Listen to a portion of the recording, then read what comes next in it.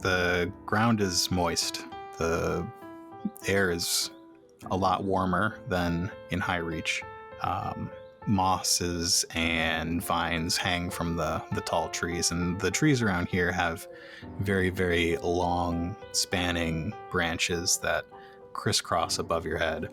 The forest is not particularly dense, and there's not a ton of underbrush, just these very, very wide trees with branches like architecture above your heads. And as you move through them, Cælum spots out of the corner of his eye a dim glow moving parallel with you. That's a bit unusual. Not something I am used to seeing every day. Let me inspect a little further. You want to give me a lore check? Yeah, Cælum's pretty good at lore. What's my difficulty? Average. 1 success, 1 threat. Yeah, it appears to be a ghost. As this area is swampy, it is probably a wraith. That probably is your threat. Don't look now, Hoenir, but we've got some company here. I don't know if your Vargir eyes can detect that faint glow traveling alongside us. Yeah, I see it. Ghost, probably a wraith or a shade or something. What time of day is it? Late afternoon. If I'm correct, that could become more of a threat as the sun gets lower in the sky. And as the two of you move along, Hoenir says, the smell of that smoke and that weird, sweet smell, they're a lot closer. The dead thing is a little further off. What do you want to investigate? Okay, you're telling me that the smoke and the sweet smell is closer than the smell of the dead? Yeah. Okay. I'm not going to worry about the dead for the time being. If they're far off, it could take them a little while to get here. That log could be off those tracks in, I don't know, easily the next hour. The sun could get low by then. That ghost is going to be a problem. Let's investigate that smoke and that sweet smell. I have to assume that if that was done intentionally, it's probably from someone closer than further away. As you approach the smell, you see a small house, sort of a little bit run down, not the nicest place. And there is smoke billowing from its chimney. This is the place. I see the smoke. That makes sense. There are herbs hanging from a line out of the front of the house. And it looks like a patch of plants that are tended by whoever lives here. And out front, there's also a cat wandering around. You like cats, Hoenir? Never met one before. They're pleasant creatures for the most part. We cohabitate with them occasionally. They're fine. Pay no mind. What do we do here? Well, we investigate. And being a person of civil means, I'd say knock on the door and ask who's home. The house looks a little bit out of place here. It looks more like a place that you would find in a town. There is even a wooden sign hanging over the door with a broom and a beer stein. Cælum is going to approach the front door in an unthreatening way. Yeah, you walk by some windows and you see somebody in there working over a cauldron, stirring over the fire that is making all the smoke that's coming out of the chimney. Cælum's going to go up and rap on the door. You hear a voice from inside say, "Huh, a visitor. Come in." Huh. Okay. And Cælum opens the door and takes a look around before stepping in. It's slightly run down, but it's clean. One wall is all barrels. It's like barrels stacked on top of barrels. There are some large vats. Most of them are covered except the one that was being stirred. It smells alcohol-y. Mm-hmm. The person who told you to come in is a Diran.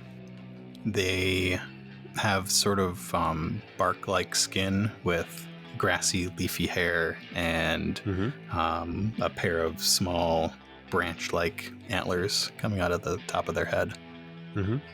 And she's wearing a tall hat. She doesn't stop stirring the vat when you come in, and she says, "Oh, you're early." I'm early. Have a seat. I'm not sure if you know who I am. I wasn't expecting you for another 3 or 4 days. I think there might be some miscommunication happening. I was not expecting to happen upon this place, but have some questions perhaps for you. You said you'd say that. Okay, I'm gonna move on from that. I'm a passenger on a train traveling by. The cat comes up and rubs itself on your legs. Hello there, small feline. You wouldn't happen to know anything about the felled tree on the tracks nearby? No. Nope, I would not. Okay, well, that's a bit disconcerting for me and my companion here. We're on our way to Hearth. Hoping to get a transport from Hearth to the Iron Tower. Not that you need to know that, I guess. But have a seat. And why would I mean, I'm happy to have a seat, but I'm in a little bit of a rush. No, you're not.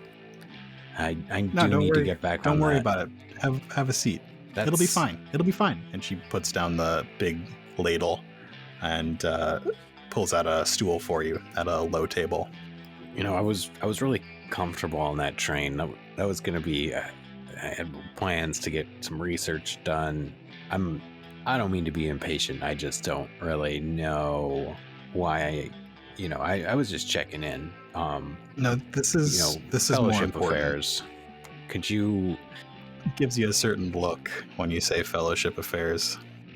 What are you expecting me for and expecting from me here in your lovely abode? First, I was expecting you to sit down, and then I'm expecting you to drink this. And she walks over to that wall of barrels and turns a spigot on one and fills up a cup. Here, you like it. Perhaps I should introduce myself, and likewise before I indulge myself in whatever this is. I am Cælum Clara, scholar of the Fellowship of the Seven Rivers.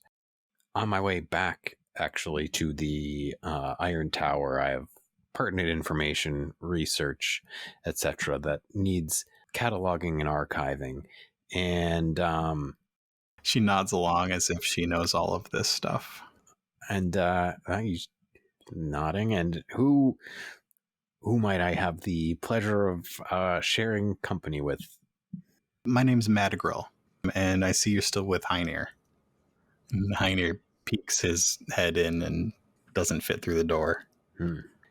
And Cælum looks to Hoenir and gives like a, And Hoenir shrugs back. Okay, well, let's start by, I'll take a seat. I am in a rush. I probably have 10 minutes max, and then I must be off. I have to get back to the... That is true. I agree with you. Now, that second part wasn't, though. That I agree with you? No, the part that you didn't finish saying. That you need to get back to the train. Yeah, I gotta get back. No. I mean, not just to get home, but I'm concerned about those passengers. You've got more time than you think you've got. Okay. Well, you sound like you think you know things. Do you know? I know some things. You don't know anything about. You don't know anything about that felled tree. I don't know about that felled tree. That's different. I was not told about the tree, but it doesn't mean it didn't happen. Now, Cælum Clara, you are here for a reason, and I guess that felled tree is because somebody knew you needed to be here. I follow you. There's a ghost in the forest. Yeah, I saw that. You need to go talk to it. Okay, fair enough. And I will say I have studied aspects of the dead and of their day-to-day and evening-to-evening activity. I don't think I've ever chatted with one of that nature before. Yeah, it doesn't happen often, but this one's different. This one knows some things that you should probably know, that you will know. You are going to go talk to this ghost. Okay, well, you've piqued my curiosity. And what else, pray tell, am I going to do with such certainty? Well, nothing's for certain. I didn't know about the tree. Maybe you just weren't privy to that information. It's true. It's possible. So maybe it was for certain. Maybe. You are going to visit me 2 summers ago. You say you're going to visit me around the 3rd week of Red Elk. That's next week. And how do you know that I'm going to do that? You say I'm going to tell you that 2 summers ago? You did. You told me that 2 summers ago. Have you told me that yet? Not to my recollection. Then it's something you're going to do. The ghost just appeared 2 months ago. You told me about the ghost 2 years in advance.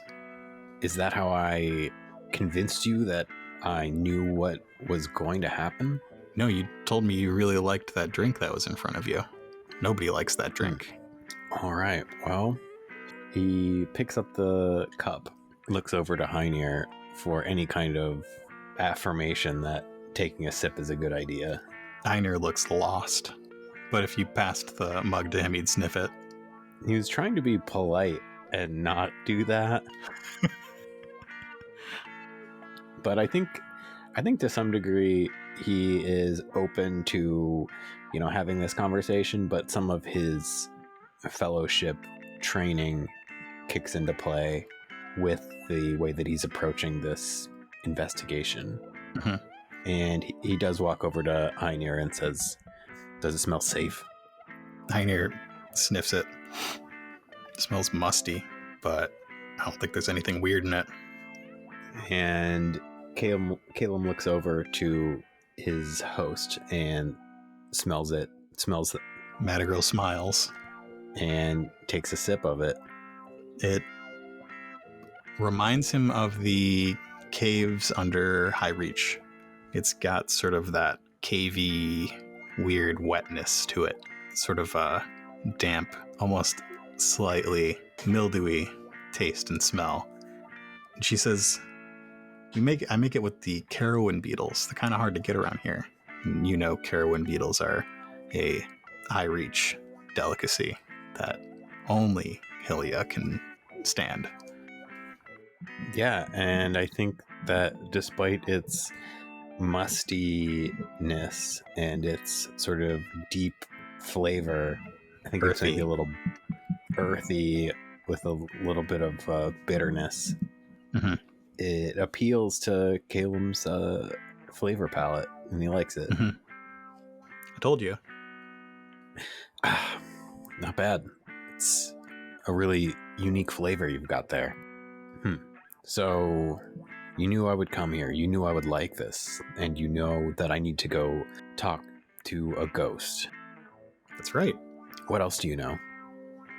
She walks up to Hoenir and looks him over for a second and reaches behind his ear and scratches, and his leg starts shaking. Haven't seen him do that before. Hoenir goes, yeah, that's the spot. Okay, so you also know his favorite scratching spot. I think Cælum will take out his book, his journal, and take just a few notes, which takes all of like a minute. You flip to the blank back pages of the Otherplace journal from Bellman, make some notes, and closes the book. Give me a vigilance check. 2 purples. Okay, nothing. Never mind. Got a threat. 0 successes, 1 threat. I already know that threat. Okay. What's next? Well, we really should be going then. We've got a ghost to talk to. If there's nothing else that you need to communicate to us. Nope, that's it. Just head around the back, start at the shed, take 400 steps due east, and then 12 steps north. All right, will do. And yeah, let me get another cup of this for the road. You hand her one of your travel, not your water skin, but I assume you've got another canteen or something, a little flask. Yeah, he's actually just got a small copper cup. It's really small, something he might use to make tea around a campfire. Okay. And she says, don't worry about it. You already paid for it. I know you don't have that much right now. Oh, wait. And she thinks for a second, where did I put that? She runs over to the other side of the cabin where there's some more kitchen type cupboards, and she pats on top of one of them and goes, yeah. She grabs it, pulls it down, and tosses it to you. You said you'd need this. And what is this exactly? As you catch it, it jingles a little bit, and you open it up, and there's a couple hundred silver in it. Wow.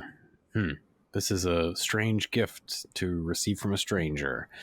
It's from you. Okay. And can I leave you anything for your troubles? No, I'm sure you'll be back. I'm sure that I will be back to this small cabin in a swamp in the middle of the highlands. Probably. I see a lot of weird things around here, but you, sir, are the weirdest. I'll take that as a compliment. Thank you. And with that, Hoenir, we'll be on our way until we meet again. Hoenir shakes his head and heads out from the front door that he was sitting in. She follows you to the door and closes it behind you. You hear her start stirring that pot again. Well, Hoenir, that was a bit strange. Yeah, I don't know what's going on. Well, you and me both, buddy. We're gonna head around back. Let's check out this shed in the back, and then we'll head east a little bit, and then we're gonna head north, I guess. Might as well investigate what we were told we were gonna do. Again, could be a trap, so be on your guard. Could be. The thing's definitely dead. I mean, the ghost? Yeah, dead things aren't good. Yeah, I would agree with you that the ghost is dead. Mm-hmm. It could be something. What I'm saying is dead things tend to attack living things. Not great. Mm-hmm. Well, say all this as you head back around to the shed. Yeah, can we peek into the shed at all? Can we get do we get a vibe off of it? Yeah, the shed is more rundown than the house, and there are gaps in the walls. And peeking in, you see lots of rusty tools and sharp implements, and it's a little bit of a stink. Next to it is a big pile of rotten vegetable matter, probably byproducts of the brewing process. Yeah. So it's a little compost heap? Sort of. It's pretty gross, and Hoenir says, that's the sweet smell. Pretty bad. Yes, what a wonderful smell you've discovered, Hoenir. Perhaps we should take our leave of this smell. Thank you. So we're going to head east a little bit. 400 paces? Yeah, 400 paces, and then we're going to head north. So you head through the muck of the swamp. Mm-hmm. At times it is up to your shins, and it's getting all in Hoenir's fur, and he's getting a little bit agitated about it. 400 paces takes you through very shallow. It's large enough to be a lake, and you get to the other side. And then you turn and walk 20 paces further, and when you hit 20, you appear to be in sort of a clearing with fewer trees and a view to the sky. In the center of this clearing, you spot a pool of water, and in the center of it, there's something. Okay. He's going to approach the pool of water. I think Hoenir is kind of sniffing around on the ground, taking moments to glance up and look around. Mm-hmm. He says, yeah, that's it. In the center of the pool, it's not a big pool. There's something white, bloated, spongy looking. Okay. Cælum's going to investigate a little closer. Is this the source of the smell of the dead?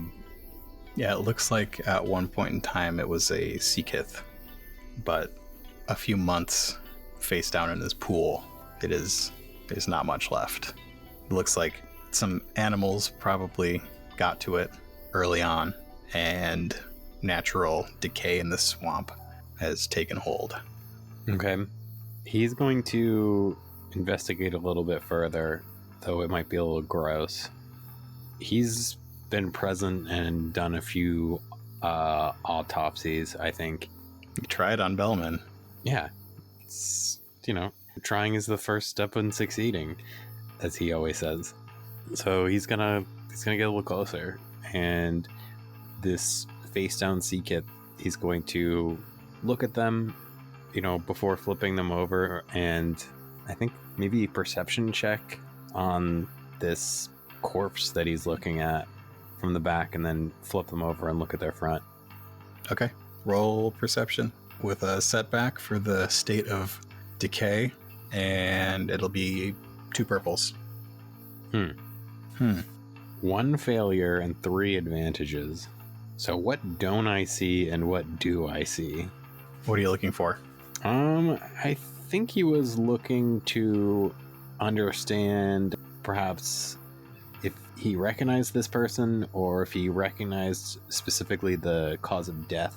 But maybe 3 advantages are things he notices that don't answer those questions. Yeah, I think they're beyond the point of recognition.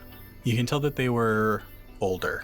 You can see that their clothing bears no affiliation. They were not part of the Fellowship. They weren't a guard or a soldier or anything like that. Do you have an idea for your third one? I want to know what stuff they have on them.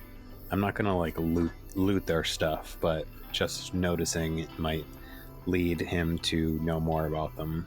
Sure, there's a deteriorated canvas bag that looks like it was gone through by animals or something like that off to the side. Looking inside, you would spot more rotting vegetable matter, some sticks, a couple rocks, the remains of what looked like they may have been fruit. This is a mess, Hoenir. There's really not much to see here. I would prefer not to dig any deeper into this poor soul. I think Cælum pulls them from the water and rests what remains of them on like a grassy shore to this little pool. As you do that, you spot that glow out of the corner of your eye. There it is. Hoenir's ears perk up. And Cælum turns to face this glow, and he's going to try and see if he can get a better view of what he's looking at, or if it is just a faint glow. I'm going to say I think that the sun might be getting a little bit lower, and that might impact how visible this thing is to him. As Cælum turns to look at the glow, does he turn his whole body? Yeah, I think so. So he turns his body to the west, and it looks like the glow, the spirit that is there, is sort of following his movements, almost like a shadow of him off in the woods. Huh? That's strange. So he notices this. Yeah. Give me an easy lore check. Very good at lore. He's not very good, but it's one of his better things. 2 successes. Cælum recognizes that the spirit is mimicking his movements and ties that to a type of spirit that he knows of called a broken specter, that they tend to follow and replace somebody's shadow And then if the person comes into contact with the shadow, then they, in fact, come into contact with the ghost, which is what the ghost wants. But they are normally dark, and they normally only show up as shadows in fog. And this is clearly bright, so slightly different than your typical broken specter. I think he's not going to consult Hoenir in this because he is not making judgment on Hoenir, but assumes that he probably knows more about spirits, ghosts, wraiths, shades. And seeing that this is a broken specter that he's supposed to communicate with, his motivation is curiosity and knowledge and also ambition. I think he assumes that if he makes contact with this broken specter that would usually be a trap, maybe it is a trap. I mean, he's not sure he trusts the person that he met a few minutes ago, but they told him he was supposed to speak with this thing. They sort of earned his trust. I would say he's still probably a little skeptical and thinks that this all could be a trap, a ruse. He's going to step closer to it. As he takes a step closer, it takes a step closer. He, in a situation like this, he might usually take out his steel short sword to, pry and prod scientifically, but he knows that could actually hurt this thing. Mm-hmm. So I think he reaches out a hand to gesture towards it. And it reflects that. There's nothing else for him to do, but he's going to try and communicate with it. Yeah. So the ghost is at maybe 15 paces away now. And what does Cælum say to communicate? Hello? Greetings. I don't know if you can hear me or communicate back to me, but I was told that I was supposed to have a chat with you today. And maybe I'm just talking to myself, but if you had something to say, my ears are open. You hear the echoing words, "Good afternoon. Please have a seat." Good afternoon to you as well. And should I just sit on the grass, or is there a rock? About 5 steps ahead for you, there's a small log. Cælum walks over and takes a seat, keeping his eyes on this light. It also takes 5 steps forward and takes a seat. So it's very close to you now, maybe 6 or 7 feet away. And it says, "Thank you for coming. Nobody's visited me in a long time." Well, I would say I haven't visited many spirits in my time, but happy to chat with. What can we talk about? As you mentioned spirits, it sort of looks down and goes, "Oh, huh, well, all right then." I didn't mean to reveal some knowledge that might upset you. I apologize. Just what I'm noticing. It was bound to happen eventually. So, can you tell me more about yourself? What happened to you, and why are you here? My name's Hanoa.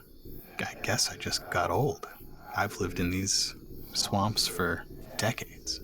Man of science. Ah, a fellow man of science. Happy to hear it. What type of science do you study? Let's see. I study alchemy, sociology, anthropology, all of the ologies, really. I mostly specialize in artifacts. So, like I said, archaeology, the understanding of them and the understanding of the history behind them. And what are you a scholar of in particular? Well, alchemy's almost there, I suppose. I'm a scholar of magic. Well, I'm also a scholar of the arcane divine arts. They are well established in the scientific community. They can do things that boggled the minds of earlier eras of our culture at large. What in particular interests you in the divine arcane arts? As you say all of that, looking at this glow, he's almost a halo, and there's a little bit of luminescence at the edges. You can't really make out a face or any features, but when you start talking about being a scholar of the divine and arcana, he just kind of shakes his head. It's all just tricks, you know. Well, isn't everything a trick? Isn't math just a trick for finding the sum of numbers or the root of a problem? I mean, what is true science to you? That sort of magic just isn't natural, though. Well, you raise my next question, and that's what is natural? Are you perhaps a scholar of history? Indeed, I pride myself on my knowledge of the historic. And how far back does that knowledge go? I've studied back at least 10 plus decades. Vaguely but thoroughly, and I mean, I know of the past eras back to year zero, and beyond that, and beyond, and my knowledge beyond has its holes, but it takes it takes knowing everything to know what I know now. And I suppose I should know a bit more these days, but what do you know of the dead? I know that the dead first appeared over 600 years ago.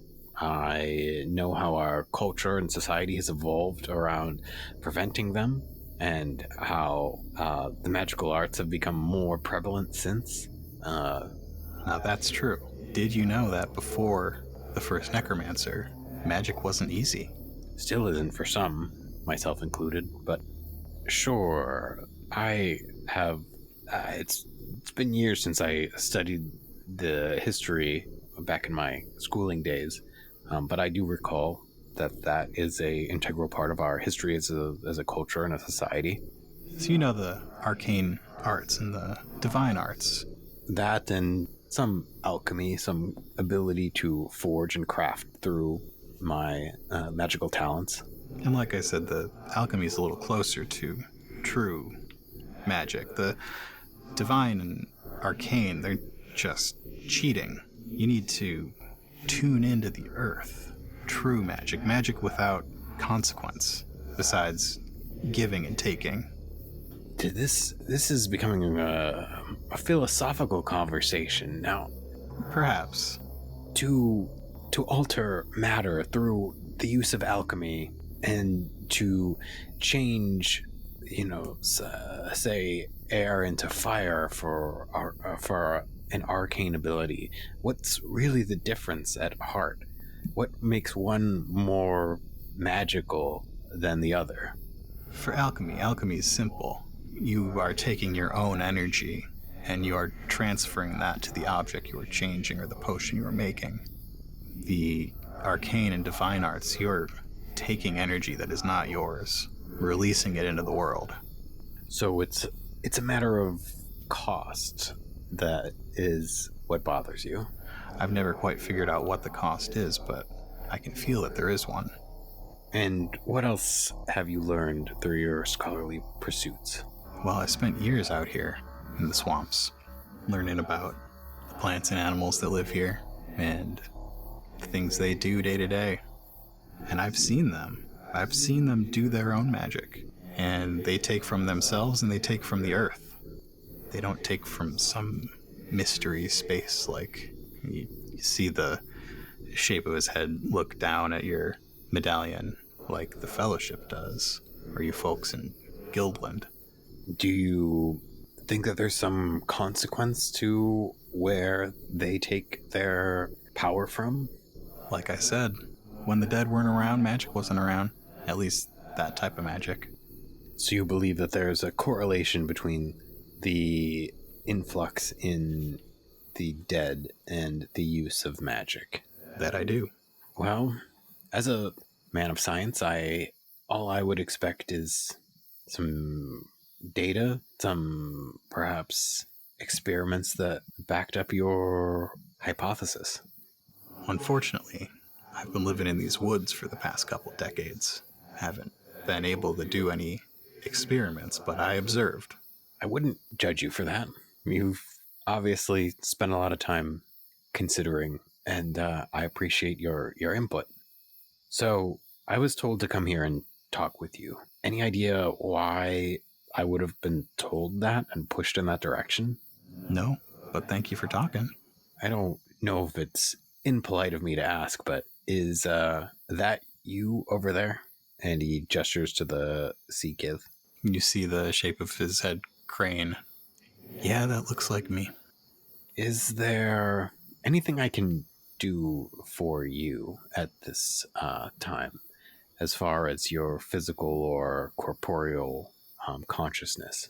No, but if you would want to talk anymore, be happy to come up with some theories, help you do some experiments, since you're so keen to do that. Sure. I'm happy to ask some questions and hear your thoughts. And Cælum takes his journal out. You flip to those last couple pages where you were making notes before, and they are not there. The notes I made earlier... The pages are not there. There are no blank pages in this notebook. Yeah, well, that's that's a little weird. Huh. Have you ever seen this book before? Have you ever seen me before? Can't say I have. I'm pretty good with a face. And out here, books don't last long. So if I saw it, it was years ago. I probably wouldn't remember. Okay. Have you ever heard or been to an other place? A place different than this physical reality that you float around in? I can't say I'm familiar with that term. I've only ever been to the Highland Lakes, really. I was born in Ulick, moved north when I got old enough to move north. Okay. Have you ever experienced any alterations in the typical flow of time at all? The shape of his head sort of looks up at the canopies of the trees. The sky's getting a little bit darker, and his glow is getting a little bit brighter. Well, I found a crack once. It was a cave out near the mountains. I went in and touched it. I woke up a couple days later. I could only tell because I was watching the pollination of the oaks pretty carefully at that point, and I could see the time had passed. Okay. So tell me more about this crack in this place. What did it look like? What was around it? What do you think caused it? It was like a lightning bolt sort of shape, and it went from the center of a wall over to the edge, and I just sort of traced along it. I had been scouting the area for a new place to live after we had some flooding down south, and I was just admiring the veins of marble on the wall and traced that crack with my finger. And when I got to the end, well, that's all I remember. Interesting. I've seen something similar once, and in my experience, it was a gateway into what I believe to be some kind of alternate reality existing perhaps within our own, but separately from our own. Some place where the rules and laws of our reality are altered. I found something in that cave, and you see his glowing hand sort of pat down his front, and then he shrugs. Perhaps it's still there. Could you tell me where it is? Well, it was right in my pocket. I don't have pockets anymore. Is it still in your pocket? And he looks over at the body. And Hoenir grimaces and sticks a nose in the pocket to see if there's anything in there. Comes out with a little thing in his mouth that he pads over to you and drops it in your hand. It's a little statue, probably 4 inches tall, rounded with age and weather, with a triangle in its center, with a sort of vertical lightning bolt shaped line down the middle.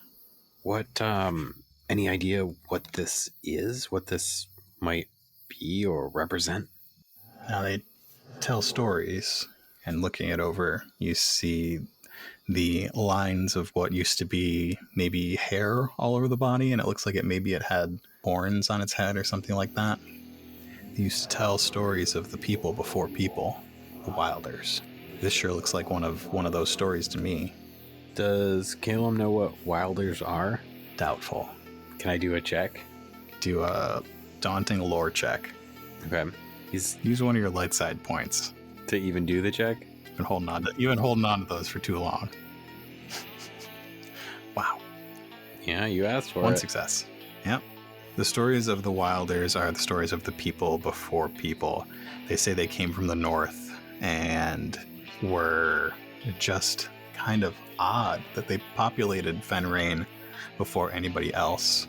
Hairy creatures with horns and shaggy fur that populated the frozen north.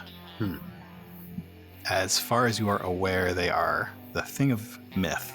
I have read at least one tome about the Wilders. I thought most of it to be folklore, but you're saying that these Wilders are real, and finding this in that cave, that they might have some kind of connection to, I don't know, this crack, this entranceway into this other place. That's what I'm gleaning from what you're saying. I just said it looked like one of them. Oh, well, perhaps I'm jumping to conclusions, but I think with his success looking at this, it vaguely resembles something he thinks he's seen before. Maybe It does memory is vaguely resemble something that he's seen before. maybe Just a couple weeks ago. Yeah, a couple weeks ago. Yeah, it looks like something from Bellman's study. Oh, does he remember If that you he recall, saw there it? was a small statue that he would. This is what started it all. It's that he got a note or a letter from Bellman with a drawing of a very similar statue, except it had a circle with the lightning bolt. And This one has a triangle and a lightning bolt. this one has a triangle. From the one from Bellman's drawing, you couldn't see, it didn't have like the hatching for hair like this one does, or any horns or anything like that. It looked maybe more bear-like, if anything. I think as a scholar of archaeology, he might even he should have gotten a boost practically, but he might deduce that maybe Bellman's was from a different group of Wilders, if that's where it comes from. If the Wilders exist. Right. Perhaps. Do you mind if I hold on to this? I don't have any use for it anymore. All right, thank you. Go ahead. Is there any other knowledge that might be helpful that you know that I could use? You know what I am interested in.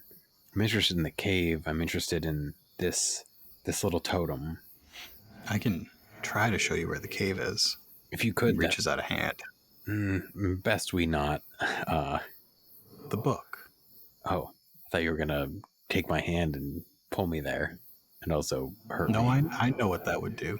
Bellman's journal? That book you've been writing in? Yeah. Can you hold it? He just puts his hand out. We'll see. Okay, he's gonna hand him the book. And it falls right through his hand and opens up to a blank page. He puts his hand over it, and the earth around the book shifts a little bit, and some mud sort of moves up the spine of the book and onto the page, and starts tracing out a map of the swamp. Wow. That's some impressive magics. Didn't know ghosts could do magic. Guess if you try hard enough. Curious. Like I said, the arcane arts, the divine arts, that's the easy way. Attune yourself to the earth. If I could have any parting wisdom from this life, that's it. Well, thank you for sharing your knowledge with me. And the totem in the book. I guess Hoenir and I will be on our way. We're going to check that cave out. Very well. Thanks for talking with me. Perhaps we'll chat again. Thanks for talking with me. You're welcome. And Cælum's going to pick up the book. You pick up the book. And I think he's going to back away, kind of watching this ghost as he does so. It starts as you stand up, the ghost starts fading, and you hear it say, "Thanks for talking to me." And it gets dimmer and dimmer, and you hear one last echo, "Thanks for talking to me." And it just goes out. So I think Cælum wants to.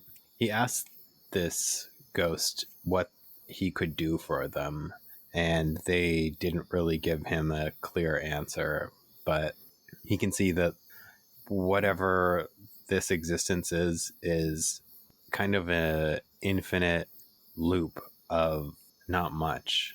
They do continue to exist and to learn and to understand, but I think that farewell salutation kind of made Cælum feel like he can do more. He can help this person that has been in this situation for who knows how long. So is there a way that Cælum can put them at peace through the divine arts? Yes, but is that what they would have wanted? They didn't seem apt to agree with the use of the divine or arcane arts. He can use, alchemy, but that's not something that might solve the problem. So what check can he do to help this lost soul travel into some kind of place of peace? So the way that you've always done it, the way that everybody in Guildland knows how to do it, is to cast a small cleansing fire, which would then consume the body so that it could not be brought back, and send the spirit all the way down the river. The tradition is to do that and then plant a seed in the spot where the body was burned. So that's the traditional way. How does Cælum want to do it? If he uses Arcana or Divine, you don't have to roll anything. I mean, it sounds like I should use Primal, which he doesn't know how to do. You don't have Primal. So what would Cælum do? How would Cælum get in tune with the earth, which is what that is? I almost feel like you should if I can do this correctly, you should give me another magic skill, but maybe I don't want that because it's another thing I have to level up. I want to use alchemy to do what I want to do. Okay. He did say that was close. Cælum wants to use alchemy to change the surrounding area and the body. Okay. He wants to use alchemy to change the body into the earth. Okay. To turn the body into basically soil that would better receive seeds and sprout growth and life. Okay. He's not a necromancer. He's really not a saint. He's a scholar. He's somewhat of a warrior, somewhat of a wizard or magician. He's a traveler. He's a traveler. He's a traveling scholar. How's he going to do this magically? It's going to be something that he's never done before. So probably a setback for that. I think there's a setback for that. It is, I'd say, on a smaller, on something that wasn't the size of a person, it would be easy. On this, on the body, it's average. Okay. Do you want to flip or anything? Yeah, I'm going to flip to add, that'll add a green to my roll. Yep. He's not really sure what he's doing. He is kind of inventing, which is something that he's used to doing. So maybe a boost for being a adept inventor and having some knowledge of based on what this spirit has communicated towards him. Add a boost for your inventor talent. Okay. He's going to take out his stone saw that he invented and created. And with the body laying on the ground, he takes the saw and cuts into the earth and cuts an outline of the body, and then cuts a line from the feet and cuts it about 3 feet in a straight line, and leaves the stone saw in the ground and clasps his hands around the saw and attempts to use alchemy and this cut he's made into the earth to transform this body back into earth. And he has some sort of scholarly mantras that he will repeat that don't have much to do specifically with this magical situation, but he's going to insert some words into this mantra to help it succeed and to help his intent be done in this display of alchemy. And he just says the words earth, peace, soil, growth within his mantra. And should I roll? Roll it. What happens? So with 2 successes and 1 threat, his successes are that the line he cut begins to glow with a bright light, and the earth opens in this cut that he's made, and the body travels down into the earth, and the soil travels over it. And you can see that the body is kind of dissipating into dust, into a natural soily rockiness, and the ground closes over it, and you can really hardly tell that this ever even happened in this vast, swampy, grassy, mossy area. And I think I don't know if it's too much for 2 successes, but I think that some grass sort of starts to sprout over this silhouette that he's cut into the earth. And Cælum falls to his knees out of breath. He takes his 2 strain plus 1 extra for the threat. Okay. Hoenir walks up behind Cælum, says, "That was really weird." Yeah, that was pretty weird. Thanks for actualizing what I was also feeling. Do we go back to the train? I mean, how can we go back when we have this interesting insight that we've just been given with this mud map? Come on, we gotta go check out this mud map. That lady did say that you had all the time in the world. I guess she knew we weren't going back to the train. Oh, man, I like the train, Hoenir. It was comfy. We had the tea. You had the herring juice. I mean, if you get on, we can get back there in a second. Well, maybe we can go search out this map, but we can still get back there in a second. Maybe. I can't get us to the map. I haven't been there. No, but maybe once we get to the map, you can get us back to the train in a second, and we can still that's get true. to Earth. But I mean, here's the thing. What are your ties to this place in time? What are your ties to where we are in time? What do you mean? I mean, I in the last month, I've traveled forward 30 years. I just thought that lady didn't know what she was talking about. Well, unless every person I've ever met is continuing to lie to me, and why would they do that? Then, I have traveled through time, and you want me to come with you? Well, if this crack were, say, a gateway back through the other place, would you want to come? Yeah. I honestly have nothing here. Okay.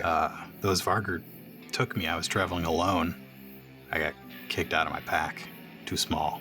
Well, you're in my eyes, you're a fellow scientist. You're someone who's interested in discovering what's out there. What else can we do with this life we've been given, and how can we help? I think we owe it to ourselves to follow this map, see where it leads, and keep following it. So let's do that. If we've got a train to catch, we'll catch it. If we don't, we won't. And from my experience, there's always another train to catch. So let's follow this map. Let's do it. Lead the way. Will do.